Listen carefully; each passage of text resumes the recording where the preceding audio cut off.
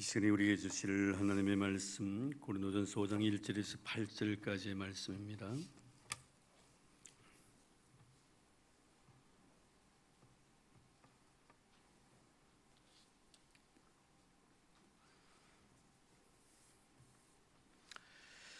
고린도전서 5장 1절에서 8절까지의 말씀 우리 한 절씩 교독하겠습니다. 너희 중에 심지어 음행이 있다 함을 들으니 그런 음행은 이방인 중에서도 없는 것이라 누가 그 아버지의 아내를 취하였다는도다.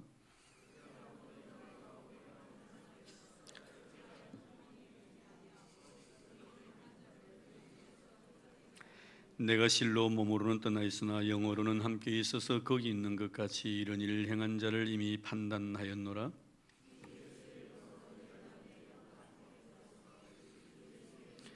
이런 자를 사단에게 내주었으니 이는 육신은 멸하고 영은 주 예수의 날에 구원을 받게 하려 함이라.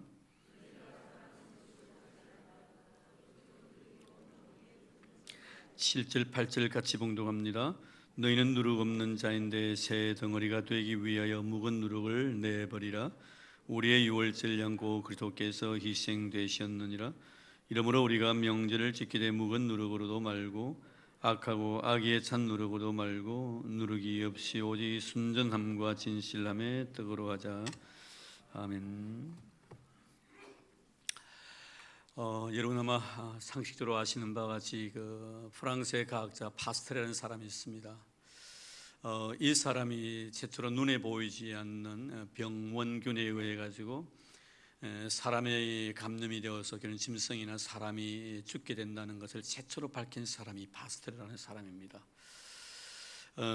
우리가 얼마 전에 그 에볼라라는 그런 병균을 통해서 세상이 많이 떠들썩했지 않습니까? 그래서 아프리카의 가장 그 중심에 흐르는 이 에볼라라는 강이 있습니다만 그 강에 있는 이 원숭이를 통해서 그 균이 전이가 돼가지고 결국에는 우리 사람들에게까지 와서 이 에볼라균에 감염이 되면 치사율이 약 50%에서 80% 정도 됩니다. 굉장히 많이 두려워했고 공포에 떨은 적도 있습니다.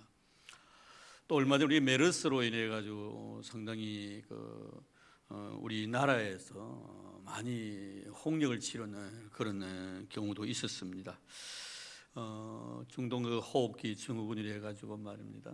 이 모든 것들은 보이지 않는 것들이죠. 보이는 것이 아니고 보이지 않는 이런 균에 의해 가지고 사람이 죽어가는 그런 모습들을 우리 주에서 많이 봅니다.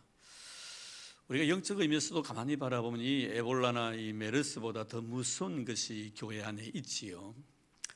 이 안에 있는 이 교회에 보이지 않는 어떤 이 병원체, 이 죄악, 이 죄성으로 인해서 교인들이 서서히 소멸되어 가고 무너져 내리고 교회도 사분오열되는 그런 두려움과 불안 속에서 정말 교회 생활하는 그런 성도들이 참 많이 있습니다. 정말 이런 우리가 영적 이런 바이러스를 갖다가 이런 죄악의 문제에 대해서 우리가 좀 더 민감하고 예민해질 필요가 있다는 것을 생각할 수가 있는 그런 내용의 말씀입니다. 몇 해 전에 좀 오래됐습니다만 우리 청소년들이 지금 쉽게 TV 매체를 통해서 많이 영향을 받습니다.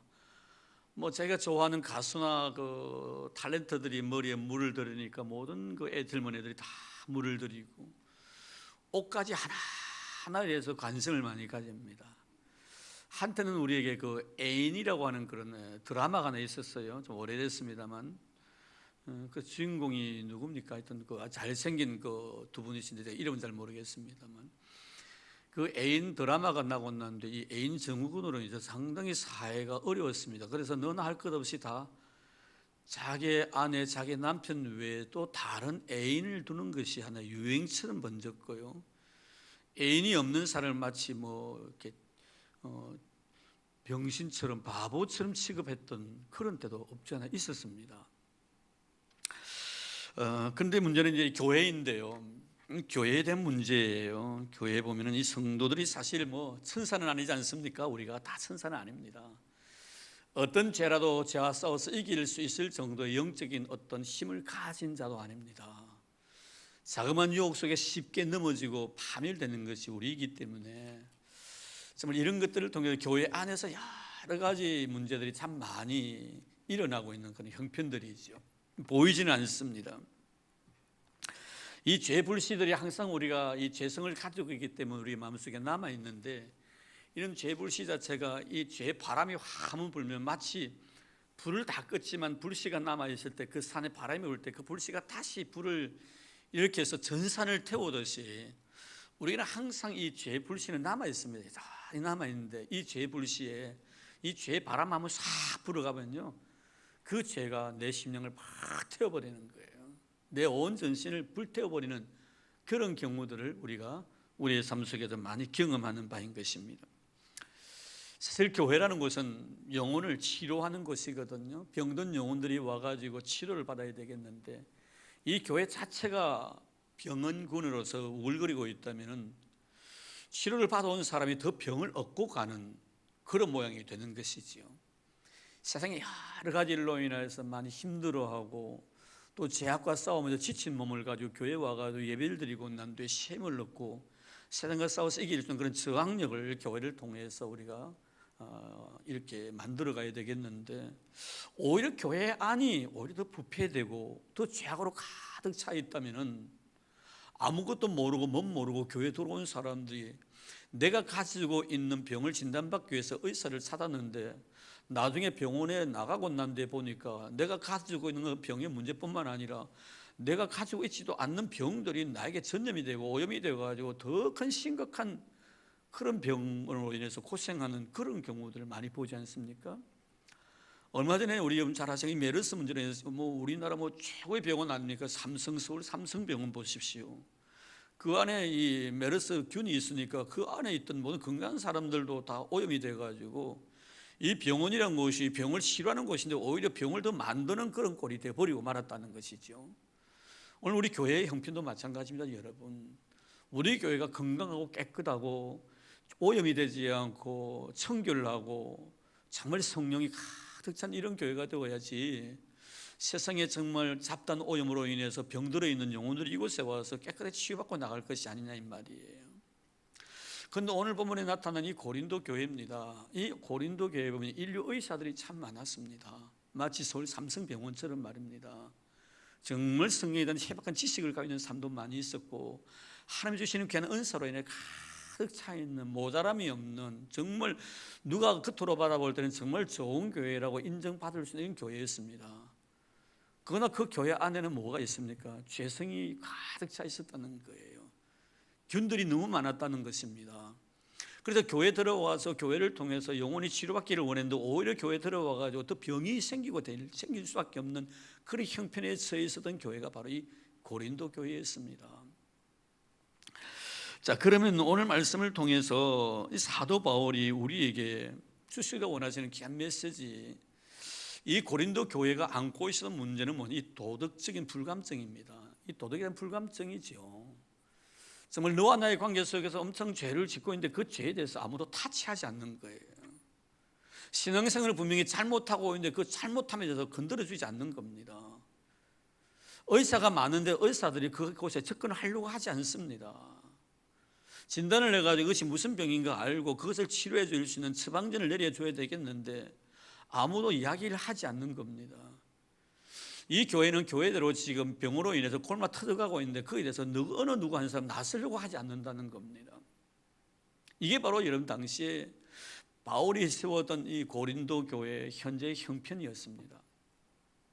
자, 그러면은 이 도덕적인 불감증, 분명히 하나님 원치 않는 일을 행하면 그 일을 행함에 대해서 양심적인 고통을 느끼고 이것에 대해서 누군가가 이야기를 해줘야 되고, 이야기를 하고 난 뒤에 그 자신의 잘못을 인정하고 눈물 펑펑 쏟으면서 해결을 해야 되겠는데 그런 해결을 하지 않는, 그대로 방치해두는 이런 모습들입니다.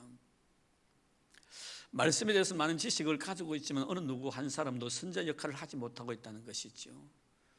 오늘 어찌 보면요, 우리 주위에 많은 교회들이 성장 부흥 발전하고 있는 교회들이 참 많습니다. 이건 다 수평 이동들, 지금 현재 우리 크리스찬 수는 계속해서 감소 추세입니다. 엄청나게 지금 우리 대한예수교 장로의 통합청만 바라봐도 이제는 앞으로 우리가 심각하게 고민해야 될 문제가 뭐냐면 이제 아동부가 없어진다는 거예요. 지금 50%가 없습니다.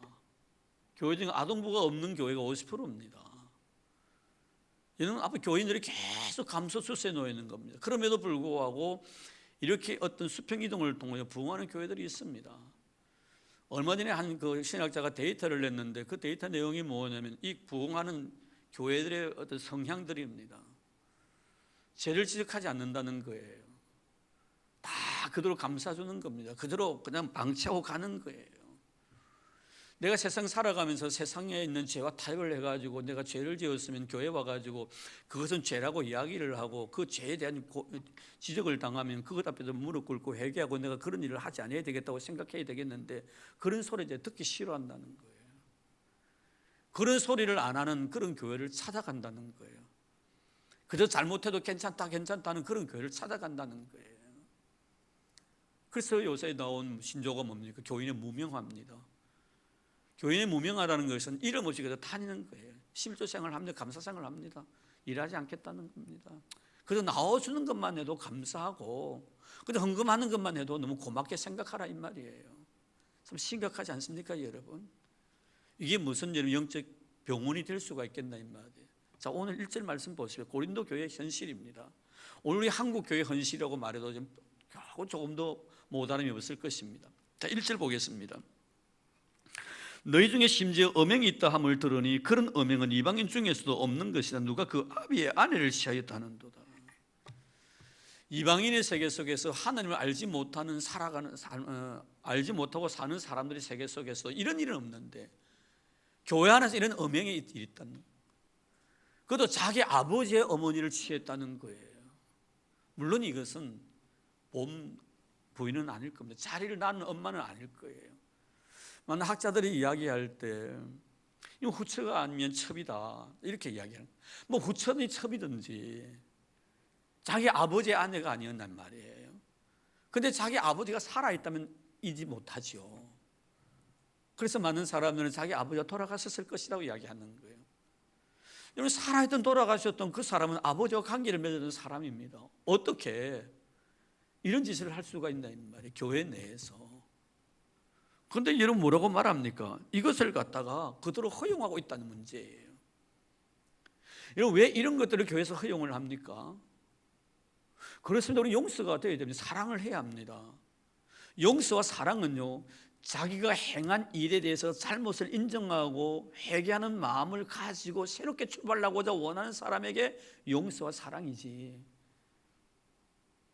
그런 사람들이 회개하고 돌아오는데 우리가 용서해주고 사랑으로 대해줘야 됩니다. 죄를 짓고 있으면서 계속해서 그 죄를 짓는 사람을 어떻게 우리가 용서하고 사랑으로 그것을 그대로 안아준단 말이에요. 그럴 수는 없다는 문제예요. 지금 고린도 교회가 바로 이 문제 때문에 지금 심각한 중병이 걸린 겁니다. 그런데 오늘 말씀해 보면은 이런 자에 대해서, 자 2절 볼까요?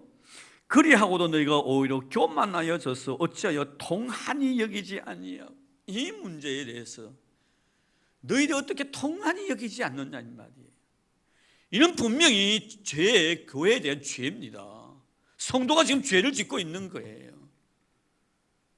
근데 이 죄에 대해서 왜 그렇게 마음 아파하지 않느냐 이 말이에요. 마음 아파하지 않느냐, 눈물 한 방울 안 흘리냐 이 말이에요. 통한이 여기지 않는다는 거예요. 오늘 여러분 우리의 영성이 이래서 되겠나 이 말이에요. 죄를 지었으면 그 죄에 대해서 괴로워하고 마음 아파하고 그것 때문에 눈물 흘리고 하나님 앞에 나와서 기도하면서 회개하는 그런 마음이 있어야 되겠는데 이런 마음이 전혀 없다는 거예요. 이런 마음이 전혀 없다는 거예요. 남을 미워하고도 그냥 스쳐 지나가는 거예요. 남을 속이고도 그냥 스쳐 지나가는 거예요. 남의 돈 떼먹고 난 데도 그냥 지나가는 거예요. 아, 하나님은 모든 걸 용서해 주시는 분이라고 스스로 자위하고 살아가는 거예요. 이럴 수가 없다는 거예요. 통한이 여기지 않는다. 우리 성도들은요, 이 죄에 대해서 예민해야 합니다. 아멘입니까? 성도는 죄에 대해서 예민해야 돼요. 민감해야 돼요. 왜 그렇습니까, 여러분? 성령을 죄에 대해서 가르쳐 주시는 분이 성령님이십니다. 성령님은 굉장히 예민하신 분이에요. 굉장히 민감하신 분이에요. 우리 히터 좀 꺼주실래요? 방송실? 누가 없나요, 방송실에? 네. 따뜻하니까 막 잠이 자꾸 오시는 것 같아. 네. 그렇죠. 지금 방송실에 아무도 안 계세요? 히터 좀 꺼주세요. 예.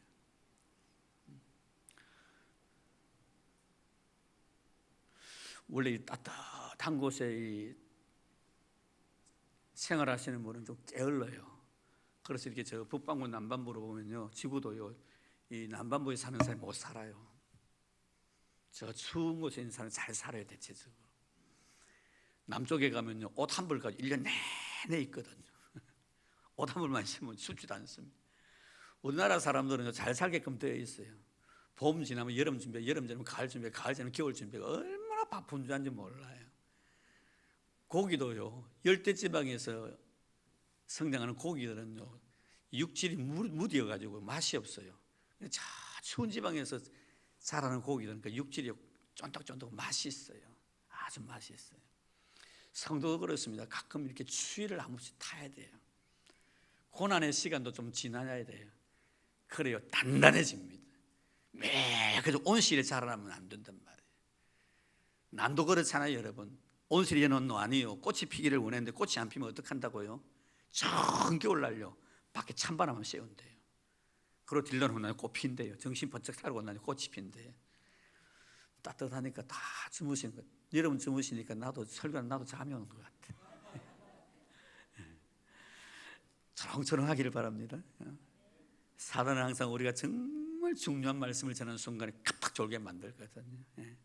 여러분 그것을 놓치지 마시기 바랍니다. 사단이 나에게 와서 잠막에 와서 나를 잠재우구나 하는 그런 생각을 가져야 돼요. 뭐 하다가 그 이야기가 또 이렇게 분노망정을 가가지고 이렇게 죄에 대해서 민감하다. 성령님이 죄가 무엇인지를 가르쳐 주신 분이에요. 근데 그 성령님은요, 죄에 대해서 굉장히 예민하신 분이십니다. 우리가 볼 때 그냥 지나가는 것 같지요? 절대로 안 잊어버리십니다, 여러분. 성령님은요, 회개한 것에 대한 다 잊어주시고 용서해 주시는데요, 내가 죄를 짓고 난 뒤에 회개하지 않는 것은요, 우리 성령님이 기억하고 계세요. 그래서 내가 어느 날 내가 알지도 못하고 깨닫지도 못했는데 어느 날 우연히 나에게 생각나게 만들어주시는 거예요. 죄를 생각나게 만들어주시는 거예요. 심판 받는다는 것을 깨닫게 해주시는 분이 성령님이십니다. 그래서 우리는요, 다른 것은 좀 무디도 괜찮아요. 너의 허물에 대해서 내가 좀 무디도 괜찮습니다. 좀 기술이 모자라고 달란트가 없는 건데 좀 무디도 괜찮습니다. 근데 내가 지었던 죄에 대해서만요, 민감해야 합니다. 예민해야 합니다. 이거 그대로 허용하면 안 됩니다, 여러분. 이 죄를 허용하게 만들어버리면 내가 나중에 중범죄가 돼버립니다. 어지간한 죄 지어도요, 내 양심에 고통을 전혀 못 느낍니다. 그래서 우리는 날마다 회개하는 그런 회개 역사가 있어야 되는 것이죠. 자, 그런데 여러분, 고린도 교회는 무엇이면 통한이 여기도 안 했다는 것. 이런 죄를 교회가 가지고 있는데 그 죄에 대해서 아파하지 않는다는 거예요. 이게 문제거든요, 여러분. 안 그렇습니까, 여러분? 죄를 죄로 알고 있다는 것은, 내 마음에 병이 생겼다는 것을 알고 있던 것은 정상인이에요. 그런데 여러분, 간이요 경화되어 버리고 난 데는 어떻습니까? 그 고통을 모릅니다. 나중에 강이 심각해졌다는 것은 나중에 2기, 3기가 지나고 나는데 말기가 되고 난 뒤에 아는 거예요. 신경이 없기 때문에. 우리의 폐도 마찬가지로 여러분, 신경이 없기 때문에 폐 질환이 걸렸다는 것은 심각한 중병이 걸리고 난 뒤에야 그때서야 깨닫게 되는 거예요. 신경이 없기 때문에, 무뎌졌기 때문에 그런 거예요. 이러면 우리가 정말 죄를 짓는다는 것이 하나님 앞에 얼마나 크나큰 죄악인가 하는 것을 우리가 알아야 돼요. 그래서 우리 주님께서도 애통하는 사람은 복이 있다. 애통하는, 그 애통이 뭡니까? 죄에 대해서 마음 아파하는 사람, 죄에 대해서 마음 아파하는 사람, 이런 사람이 복이 있다라고 주님께서 말씀하신 바가 있습니다. 물론 아버지의 아내를 갖다가 데리고 사는 사람도 교회에 나올 수가 있어요. 교회 못 나오는 사람은 없지요. 근데 문제는 뭐예요? 내가 아버지의 아내와 함께 살고 있으면서 교회를 나가도 되느냐라는 생각을 가져야 된다는 것. 그것을 정당하게 생각하면 안 된다는 것. 그것이 죄인 줄 알아야 돼요. 그럼 죄인 줄 알면 어떻게 해야 됩니까? 그것을 청산하고 나와야지요. 청산하고 교회에 나와서 하나님 앞에 예배 드려야지요.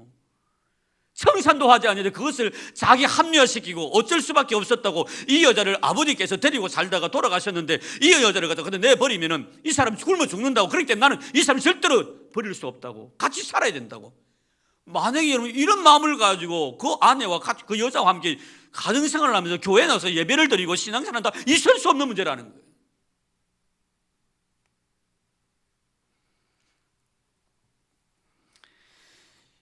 신앙인은 내가 사회에 어떤 아픔을 주었고 또 이 공동체에 고통을 주었으면 그 고통과 아픔에 대해서 내가 마음 아파할 줄 아는 자가 돼야 합니다. 가끔 보면요, 우리 연예인들 가운데 그런 경우들이 있더라고요. 글쎄요, 자기 신앙 양심에서는 그렇게 또 하셨는가 모르지만 제가 이렇게 가만히 살펴보면 온 국민들에게 많은 마음의 상처와 아픔을 주었던 그 연예인들이 공인 아닙니까 여러분? 사기죄로 고발을 당해가 나중에 무혐의로 풀려 나왔다 해가지고 간증을 하면서 하나님을 향하여 찬양을 하는데, 한번 깊이 한번 생각해 볼 필요가 있어요. 하나님 은혜로 내가 무혐의 처리돼가지고 이렇게 정말 나왔다고. 여러분, 일단은 자기가 그 문제로 인하여서 고소를 당했다는 건 무슨 문제가 있다 이 말이에요. 여러분, 그런 일이 있었으면 지금 나와가지고 온 교인들 앞에서 자기가 하나님 은혜로 인해서 이렇게 무혐의로 갔다가 무혐의 처리를 받아가 풀려 나왔다고 그렇게 큰 소리 떵떵 치면서 간증할 수가 있겠냐. 저는 그렇게 생각 안 합니다. 어떤 잘했든 잘못했든 간에 이 문제가 국민적인 어떤 관심이 되었으면 좀 자숙하는 마음이 있어야지요. 안 그렇습니까 여러분? 누가 와서 간증해라도 나는 지금 그런 마음이 아닙니다. 내가 잘했든 잘못했든 이 문제는 국민들에게 이런 마음의 부담이 되었으면 좀 더 자숙하는 그런 시간을 가지겠습니다. 이렇게 돼야지 그것이 정상적인 크리스찬이 아니냐 이 말이에요. 저는 우리 성도들이 그런 성도가 되기를 바랍니다. 아멘입니까? 나는 그런 성도가 되기를 바라요. 저는 그렇게 가르치고 싶어요. 다른 분들은 야 당신이 무혐의 처리되니 하나님 은혜 아니냐고 한번 나와서 멋들이게 간증도 하고 찬송을 하라고 그렇게 가르치려는지는 모르지만 저는 그렇게 가르치고 싶은 생각이 없어요. 오늘 교회가요, 죄에 대해서 너무나 무디어져 있다는 것이죠. 예민하지 못하고 있다는 것이죠. 도덕적 불감증입니다. 이제 이 바울은 이런 죄에 대해서 경계하면서 이 징계의 목적이 무언가. 자, 3절에서 5절 보겠습니다. 내가 실로 몸으로 떠나 있으나 영으로는 함께 있어서 거기 있는 것 같이 이런 일을 행한 자를 이미 판단하였노라. 주 예수의 이름으로 너희가 내 영과 함께 모여서 우리 주 예수의 능력으로 이런 자를 사단에게 내주었으니, 결론 여러분 이런 사람을 갖다 사단에게 내주어 버렸다는 거예요. 설득하고 싶지 않다는 거예요. 이야기하고 싶지 않다는 거예요. 죄를 죄로 인정하고 내가 지었던 죄 때문에 마음 아파하고 괴로워하고 눈물 뻥뻥 흘리는 이런 사람이 있다면 내가 얼마든지 가가지고 위로해주고 격려해주고 말씀을 통해 치유해주겠는데, 자기가 지금 짓고 있는 것이 죄인데도 불구하고 그 죄를 안고 주님 앞에 나와서 떳떳하게 예배를 드리고 있는데 내가 무슨 말을 하겠나 이 말, 내가 무슨 말을 하겠나 이 말이에요. 사단에게 내가 내버려두겠다는 거예요.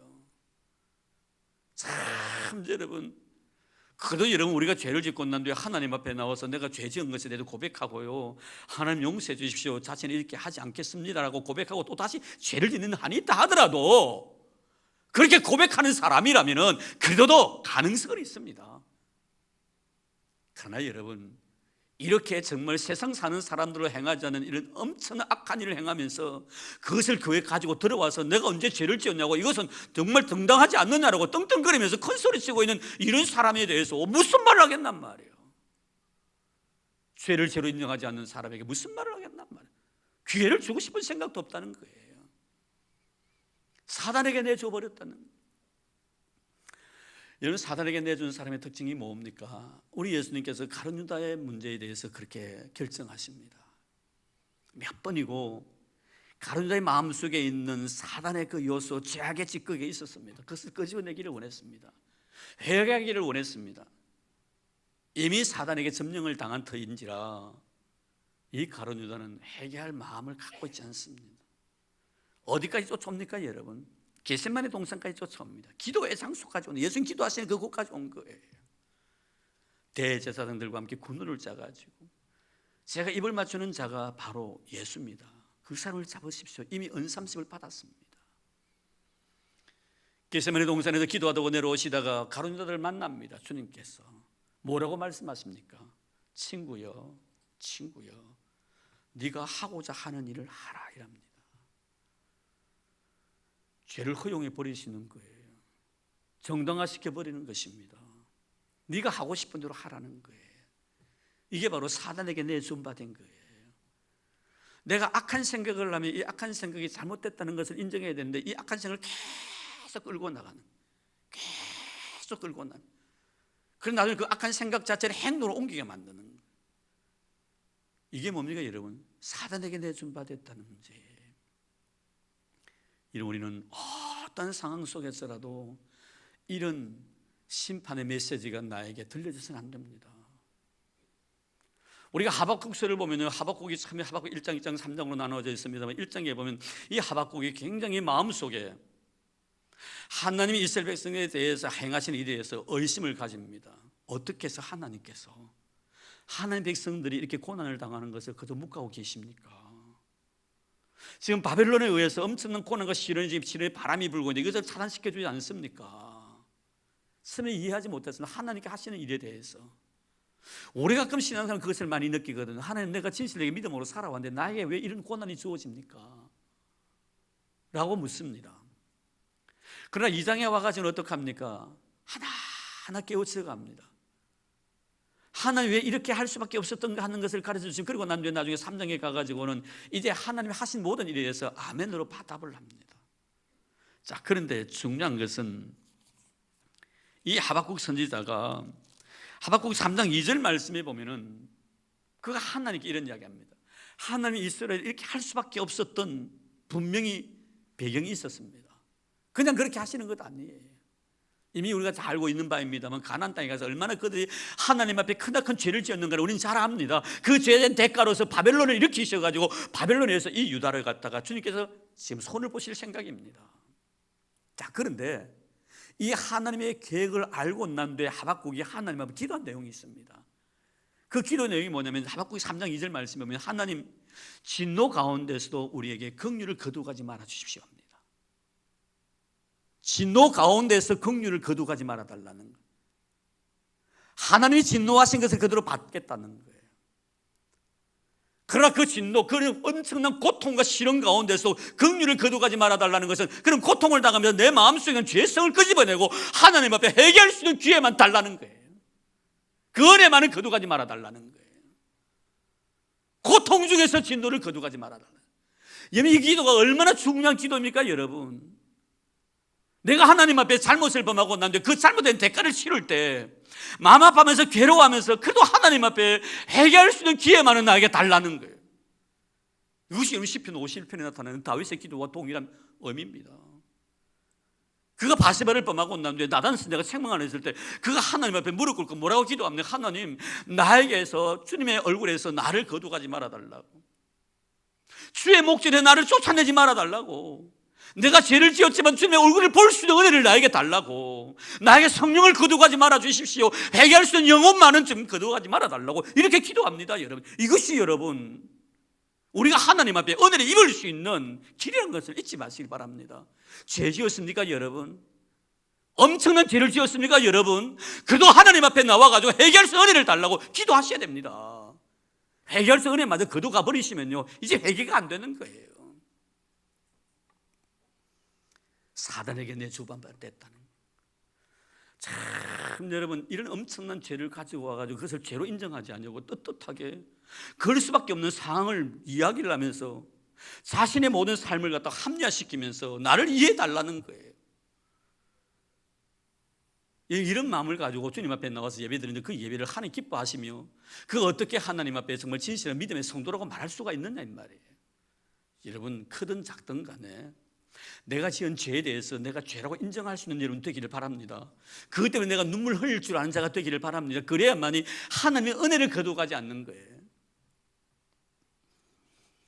그래도 바울은 참 하나님께서 은혜 베푸셔서 과거에 자기 자신을 생각하고 있었는지는 모르지만 사단에게 내준 바 되었다고 말씀하면서 그 다음 말씀 보세요. 뭐라고 말씀합니까? 5절에 보니 이런 자를 사단에 내주었으니 이는 육신은 멸하고 영은 주 예수의 날에 구원을 받게 하려 함이라. 그래도 그렇습니다 여러분. 이런 사람을 교회에서 출교시켜야 됩니다. 나가라는 거예요. 물론 회개할 수 있는 사람 같으면 교회에서 용서하고 받아줘야 됩니다. 회개할 마음이 없습니다. 잘못을 인정하지 않으려고 합니다. 그럴 때는 이런 제도를 통해서라도 공동체에서 내보내면은 이 사람이 외롭게 되는 겁니다. 자신의 자존심에 엄청난 타격을 입게 되는 것이지요. 육신은 결국엔 이런 엄청난 시련을 당하게 되지만 이 일로 인해서 자신이 반성하고 깨우치고 하나님 앞에 돌아와서 회개한다면은 그 영혼은 구원을 받을 수 있잖아요. 이 말씀이에요. 오늘 여러분, 영혼의 문제보다 육신의 문제를 더 중요시 여기는 우리는 아닙니까? 내 자신의 자존심 문제 때문에 하나님 앞에 나와서 회개될 것 회개하지 못하는 내 자신은 아닌가? 정말 하나님께 원하시는 건 내 자신의 자존심 뭉개짐을 하니더라도요, 하나님의 구원의 은혜만은 내가 놓쳐서는 안 된다는 거예요. 오늘 내는 내 자신의 자존심 지키려고요, 영혼의 문제에 대해서, 구원의 문제에 대해서 너무 덩어리하고 있는 내 자신. 육신은 이렇게 참 엄청난 시련을 당할 때 그 영혼만은 구원을 받을 수가 있지 않겠는가? 그러면서 6절에 뭐라고 말씀합니까? 너희가 자랑하는 것이 옳지 아니하도다. 뭘 자랑했다는 것입니까? 교회가 우리가 얼마나 관대하냐 이 말이에요. 이런 사람까지 우리가 받아두니까 얼마나 우리의 마음이 너그럽나 이 말이에요. 이게 무슨 자랑거리냐 이 말이에요. 죄를 죄로 인정하지 않는 사람을 용서하고 받아들이고 교회 한 공동체 일원으로 그대로 두고 있는데 그것을 갖다 자랑하고 있다는 거예요.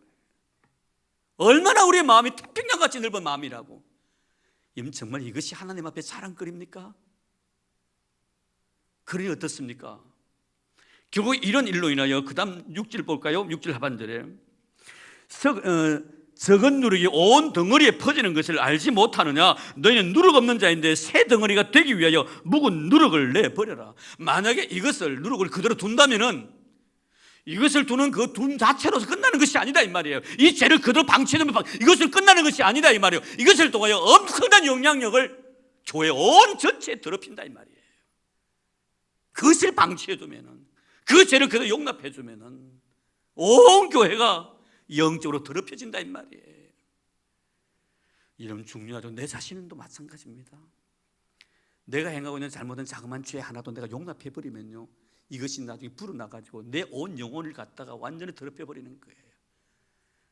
의식구도 그렇고 생각하는 것도 그렇고요, 말하는 것도 그렇고요, 냄새를 풍기는 거예요. 썩은 냄새가 나는 거예요. 왜 득이 되지 못하고 유익이 되지 못하는 모습입니다. 말 한마디가 얼마나 날카롭고 말 한마디가 얼마나 누추하고 얼마나 부패되어 있는지 영혼을 죽입니다. 왜 그러십니까 여러분? 작은 것 하나 나에게 용납했기 때문에 그런 거예요. 죄는 작으면 쓴뿌리를 다 뽑아내요. 지금 그 말씀을 하고 계시는 거예요. 그래서 마지막 말씀 보면 너희는 누룩 없는 자인데 새 덩어리가 되기 위하여 묵은 누룩을 내버리라. 묵은 누룩 무엇입니까 여러분? 이스라엘 백성들이 출애굽할 때 하나님께서 그들에게 이 누룩 없는 떡을 먹게 했습니다. 누룩 없는 떡은, 누룩 있는 떡은 어디서 먹은 겁니까? 애굽에서 먹었던 떡들이에요. 애굽의 모든 사고방식을 다 버리라는 거예요. 그리고 하나님이 원하시는 그런 어떤 가치관을 가지고 살아가라는 거예요. 이러면 애국 사람들이 묵은 누룩은 뭡니까? 죄 근성이에요. 이 죄 근성들, 노예 근성들이에요. 이 노예 근성들을 알죠 여러분? 어떤 근성입니까 여러분? 조금만 힘들면 불평불만 원망하는 거예요. 이스라엘 백성이 40년 동안 행한 것이 바로 그겁니다 여러분. 정말 힘들면 그때 불평불만 원망이에요. 더우면 덥다고 원망하고요, 추우면 춥다고 불평하고 말입니다. 참지 못하는 거예요. 이런 누룩 덩어리를 다 끄집어내지 않으면 가나안 땅에 들어갈 수가 없다는, 신천지지에 들어갈 수가 없다는 거예요. 그래서 사도 바울이 나중에 우리 배우겠습니다. 뭐라고 말합니까? 너희들은 그들처럼 원망하지 말라. 하늘 원망하다가 그들이 하나님을 심판받은 것을 늘 거울로 삼아라. 이렇게 교훈하고 있는 거예요. 묵은 누룩입니다 여러분. 내가 예수를 만나기 이전에 살아왔던 삶의 모든 방식들입니다. 이거 가지고 하나님 앞에 올 수 없다는 거예요. 이거 내버리라고 말씀하는 겁니다. 근데 이상하게 우리가 세월이 열릴수록 더 교회 중심이 돼야 되고 또 하나님 중심이 되고 하나님 원하는 일을 자꾸 해야 되겠는데 참 세상 일에 바빠요 여러분. 돈 버는 일에 너무 분주해요. 그 돈 다 버리가 뭐 할 건고. 먹는 것과 마시는 것만 있으면 족한 줄로 알아라고. 여러분, 우리는 자꾸 이상하게 세상이요, 나로 하여금 교회 일 때문에 분주하게 만드는 것이 아니라 세상 일 때문에 분주하게 만드는 이런 현실이 되어버렸습니다. 여러분, 경계하시길 바랍니다. 사단의 유혹이 될 수가 있다는 것을 잊지 마시길 바랍니다. 시간이 지날수록 주의 일에 더 힘쓰십시오. 여러분, 교회를 위해 더 헌신할 수 있는 그런 마음을 가져야 됩니다. 그래야만 우리가 영적 전쟁에서 싸워 승리할 것 아니냐 이 말이에요. 오늘 사도 바울은 우리에게 말씀합니다. 고린도 교회를 향하여 죄를 안고 있으면 그 죄를 죄로 인정하지 않는 자들을 그대로 두고 있는 너희들의 죄가 얼마나 큰가. 우리는 항상 내가 하나님 앞에 죄를 지었을 때마다 그 죄에 대해서 마마팔주라는 그런 영성을 간직하기를 바랍니다. 그 죄가 내 자신의 온몸을 병들게 하지 않도록 자그마한 죄 가운데서 정말 예민하고 민감한 반응을 가지고 하나님 앞에 나와서 기도할 수 있는 이런 영혼을 간직한 여러분 되기를 바랍니다. 그래야만이 우리가 치료를 받을 수가 있다는 거예요. 병으로 찌들린 이 고린도 교회를 향하여 어느 누구도 한 사람 잘못을 지적해주는 사람은 없었지만 바울은 말합니다. 내 육은 떨어져 있으나 영은 너희들과 함께하고 있다. 무슨 뜻입니까 여러분? 영과 육이 분리돼 가지고 그 영은 거기 있고 육은 여기 있다, 이런 의미가 아닙니다. 내가 이야기를 들어보니 이미 다 알겠다는 거예요. 그래서 내가 힘들고 어렵지만 내가 너희들의 글을 통해서 너희 경고한다, 이 말씀입니다. 오늘 여러분, 우리 영적으로 더 아름답고 순결해서 우리 교회는 누가 오더라도, 세상의 병에 시달린 사람 누가 오더라도 우리 교회를 통해 다 치료받고 깨끗하게 받는, 정말 병행균이 전혀 도전하지 못하는 정말 청정지역이 되는 그런 아름다운 은혜로운 교회, 우리 교회가 되기를 주의 이름으로 축복합니다. 하나님 감사합니다. 고맙습니다. 이 오후에 우리에게 귀하고 아름다운 시간을 주시고 하나님의 거룩한 말씀의 의미를 깨우치게 도와주시니 참으로 감사드리옵니다. 참 엘리트도 만났고 은사들이 강물질로 흘러넘쳐났던 고린도 교회였지만 그러나 그는 너무나 크나큰 중병을 앓고 있었음에도 불구하고 그 병을 알지 못하고 있었던 그들의 우둔함, 오늘도 그것을 생각하면서 하나님, 얼마나 성령께서는 그 교회 때문에 탄식하며 마음 아파하셨겠습니까? 바라건대로 우리 수영교회는 주님의 마음의 기쁨이 되는 교회가 되기를 원합니다. 우리 모든 성도들이 말씀을 통해서 내 죄가 생각날 때마다 회개의 눈물을 흘릴 줄 아는 죄를 되기를 원합니다. 바라건대 주님, 진노의 그 순간 속에서도 긍휼을 거두가지 말아달라고 하박국 선지자가 하나님 앞에 기도했듯이 우리에게도 주님 그런 은혜를 주시기를 원합니다. 주님, 내가 어떤 어려움과 역경세에 정말 내 자신의 삶 속에 엄습해 오는 그 순간 속에서라도 하나님을 향하여 손을 내밀 줄 아는 그런 신실한 믿음의 사람들이 되도록 축복해 주옵소서. 오늘 우리를 사랑해 주셔서 교회의 성결함을 위하여 날마다 내 자신을 십자가에 처복종시키며 주의 말씀 앞으로 돌아올 수 있는 은혜 베풀어 주신 예수님 이름으로 기도드립니다. 아멘.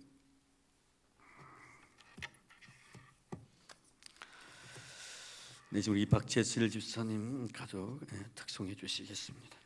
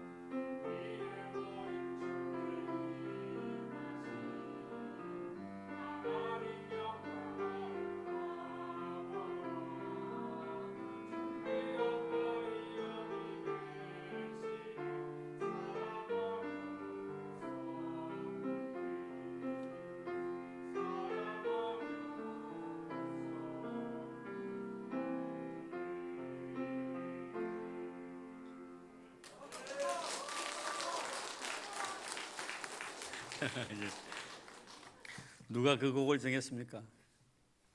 아, 그런 줄 알았어. 우리 이기남 주사님이 이 곡을 정했다는. 참 좋은 곡 감사합니다. 뭐 가정 폭력은 아니죠? 예, 감사합니다. 우리 박지선 그러실 분도 아니고. 예. 한 그래도 우리 낮에 식사하면서 우리 박 주사님이 우리 이 주사님 다리 다쳐서 참 수고 많으시겠다고 그랬더니 박 주사님이 요새 고생을 많이 한다고 그럽니다. 그래서 제가 한마디 더 붙였습니다. 뭐 요새만 고생하나, 뭐 과거에도 고생하고 앞으로 고생할 건데. 예, 참 은혜로운 찬양 감사드립니다. 예배 마치고 났는데 우리 권사님들 잠시 여기에 다 모여주시면 고맙겠고요. 그리고 낮에 광고를 좀 드려야 되는데 광고를 못 드렸습니다만 우리 내년에 2016년도에 차량 운행 하실 분들 계시면 자원하는 마음으로 이렇게 신청해 주시면은 우리 애들 그리고 어른들 좀 시간을 또 이렇게 나눠 가지고 할 그런 생각입니다. 그래서 혹시나 봉사하실 차량 봉사하실 분 있으면은 신청해 주시면 고맙겠습니다. 그리고 낮에 두 가정이 저희 유아 세례도 이렇게 신청해 주셨습니다만 혹시나 여러분들 구역 가운데 오늘 예배 참여하지 못하신 그 부모님들이 계시면 고민하셔서 이번 12월 25일 날 유아 세례가 있으니까 밖에 고민해 주시면 고맙겠습니다. 예, 이렇게 곁에 있는 분들 위해서 인사 나누십시다. 오늘도 너무너무 수고하셨어요. 장로님, 권사님, 집사님, 네, 감사합니다. 네, 손도 한번 잡아주시고 앞뒤로요. 감사합니다. 네, 고맙습니다.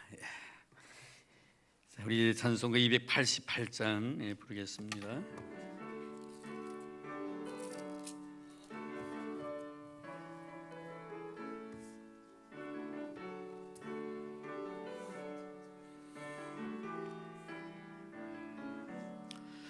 예수를 나의 구주 삼고 성령과 피로써 거듭나니 이 세상에서 내 영혼이 하늘의 영광 누리도다. 이것이 나의 간증이요 이것이 나의 찬송일세.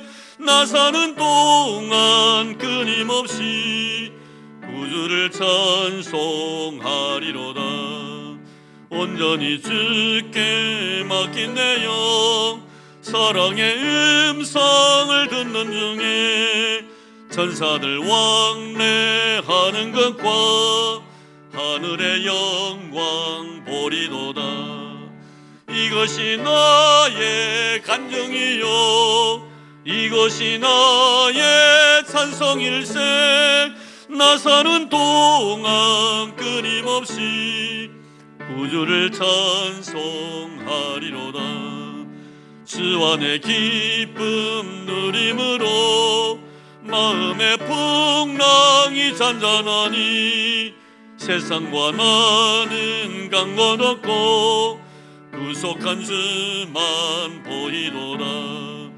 이것이 나의 간증이요 이것이 나의 찬송일세. 나 사는 동안 끊임없이 구주를 찬송하리로다. 아멘. 이제는 우리도 예수 그리스도의 은혜와 하나님 아버지의 지극하신 사랑하심과 성령님의 교통하심과 위로하심과 축복하심과 감동 감화 은혜의 역사가 오늘도 온종일 주와 교회를 믿음으로 섬기고 이 겨우 아름다운 시간 축복된 시간 주님의 은혜를 사모하여 이곳에 나와 하나님 앞에 경건한 마음으로 예배드린 하나님의 택한 백성들 머리 위와 우리 교회 위에 이제로부터 영원토록 함께 하시기를 간절히 축원하옵나이다. 아멘.